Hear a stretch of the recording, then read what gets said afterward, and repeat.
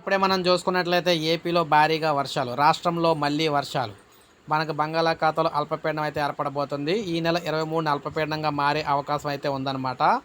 వారం రోజులుగా వేసవిని తలపిస్తున్న రాష్ట్రంలో మళ్ళీ వర్షాలైతే కురవనున్నాయి.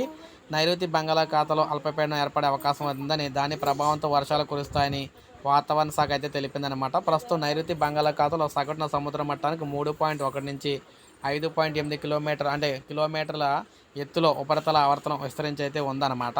అయితే ఇది మనకి ఆదివారం అయితే ఇది మనకి స్టార్ట్ కాబోతుంది అనమాట. ఈ నెల 23వ తేదీ నాటికి పశ్చిమ మధ్య బంగాళాఖాతంలో అల్పపీడనంగా మారబోతుంది.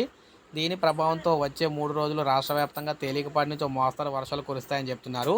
కోస్తా జిల్లాల్లో పలు చోట్ల భారీ వర్షాలు కురుస్తాయని, అదేవిధంగా దేశంలో నైరుతి రుతుపవనాలు ఉపసంహరణ ప్రక్రియకు అనుకూల వాతావరణం ఏర్పడిందనమాట.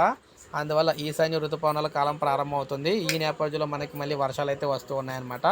23వ తారీఖున రాష్ట్రంలో కొత్త అల్పపీడనం అయితే ఏర్పడబోతుందన్నమాట. సో ఇది మనకు అప్డేట్. ఒక లైక్ చేయండి, సబ్స్క్రైబ్ చేసుకోకపోతే మన ఛానల్ సబ్స్క్రైబ్ చేసుకొని ఫాలో